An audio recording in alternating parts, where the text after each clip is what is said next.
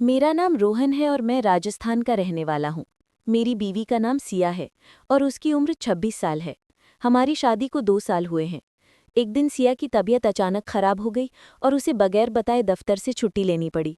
उसकी तबीयत इतनी बिगड़ गई कि वो पूरे 1 हफ्ते दफ्तर नहीं जा सकी। जब वो ठीक हुई और दफ्तर वापस गई तो उसके मैनेजर मृणाल ने उसे अपनी केबिन में बुलाया। मृणाल बहुत नाराज था और गुस्से में पूछा, तुमने बगैर बताए छुट्टी क्यों ली? सिया ने सारी बात बताई, लेकिन मृणाल मानने को तैयार नहीं था। उसने सिया से कहा, कल से तुम्हें दफ्तर आने की जरूरत नहीं है। सिया को ये सुनकर गहरा सदमा पहुंचा। वो बोली, सर बराए मेहरबानी ऐसा मत कीजिए। मेरे शौहर की भी कोई नौकरी नहीं है और हमारी माली हालत बहुत खराब है। मुझे इस नौकरी की सख्त ज़रूरत है। मृणाल ने उसकी बात सुनी और ठंडे लहजे में कहा, ठीक है, मैं तुम्हें नौकरी पर रखने के बारे में सोच सकता हूँ, लेकिन एक शर्त है।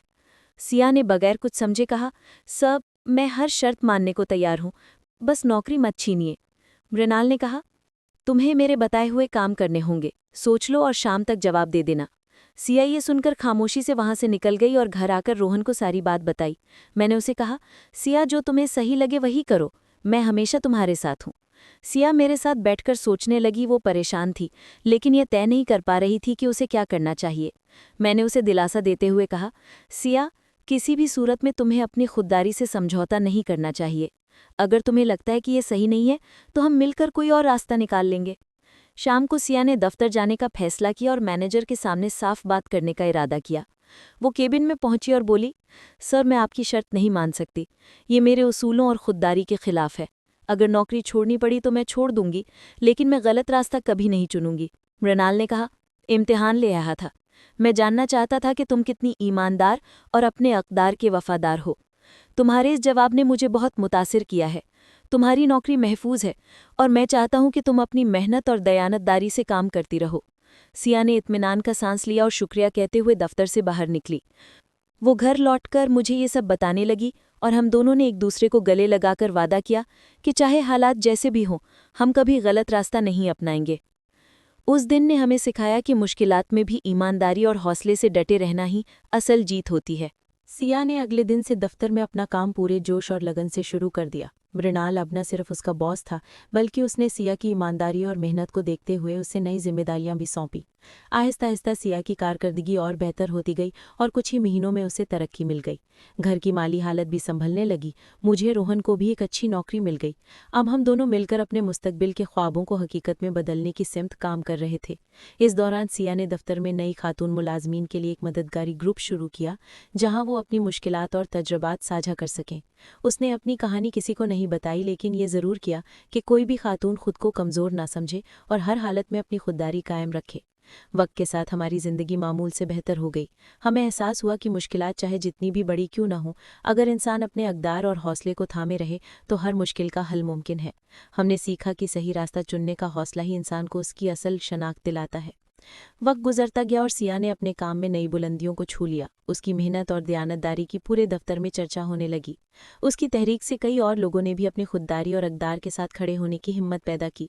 एक दिन सिया ने अपने दफ्तर में एक सेमिनार मुनक्कद किया, जिसका मौजू था काम की जगह पर अखलाकियात और खुददारी की अहमियत।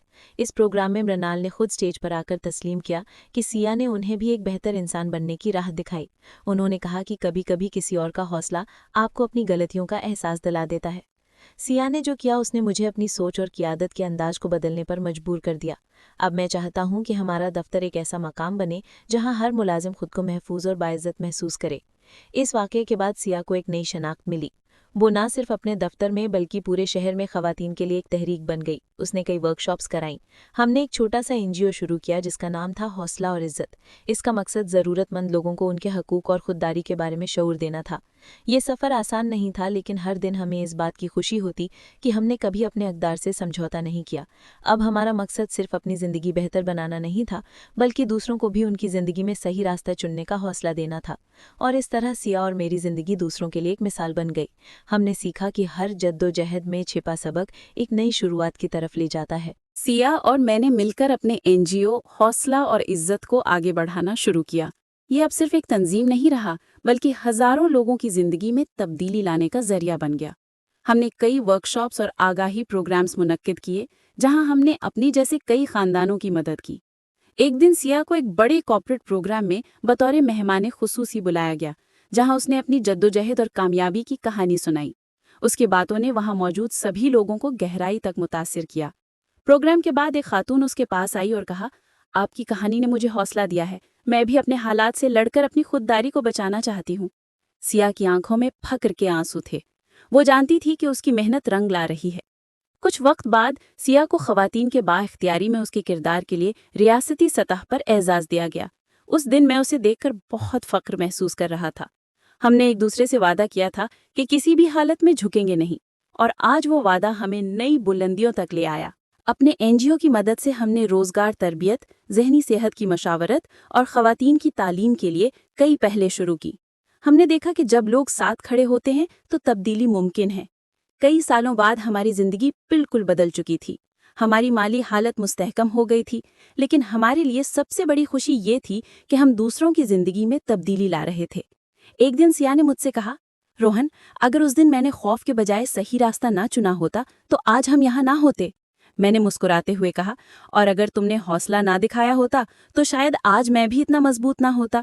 ہم دونوں نے مل کر زندگی کو یہ سکھایا کہ مشکلات چاہے جتنی بھی بڑی کیوں نہ ہوں، جب تک آپ اپنے اقدار اور خودداری کے ساتھ کھڑے ہیں، جیت ہمیشہ آپ کی ہوگی۔ ہمارا خواب تھا کہ یہ NGO پورے ملک میں ان لوگوں تک پہنچے جنہیں واقعی مدد کی ضرورت ہے۔ آہستہ آہستہ ہم نے دیہی علاقوں میں بھی اپنے پروجیکٹس شروع کیے، جہاں خواتین اور نوجوانوں کو خود روزگار کی تربیت دی جانے لگی۔ ایک دن ہمیں خبر ملی کہ ہمارے ادارے کو بین الاقوامی سطح پر پہچان مل رہی ہے۔ سیاہ کو اقوام متحدہ کے ایک پروگرام میں مدعو کیا گیا، جہاں انہیں خواتین کے حقوق اور مساوات پر اپنے خیالات پیش کرنے تھے۔ یہ ہمارے لیے ایک بڑی کامیابی تھی۔ سیاہ نے اس اسٹیج پر کھڑے ہو کر کہا، میں نے اپنی زندگی کے سب سے مشکل وقت میں سیکھا کہ اصل طاقت خودداری اور اخلاقیات میں ہے۔ اگر آپ خود پر یقین رکھتے ہیں اور خوف کے بجائے صحیح فیصلے لیتے ہیں تو نہ صرف اپنی بلکہ دوسروں کی زندگی بھی بدل سکتے ہیں۔ اس کی تقریر نے وہاں موجود لوگوں کو اس قدر متاثر کیا کہ کئی ممالک نے ہمارے NGO کے ماڈل کو اپنانے کی پیشکش رکھی۔ گھر لوٹ کر ہم نے اس خوشی کو منایا، لیکن ہم جانتے تھے کہ یہ صرف ایک پڑاؤ ہے۔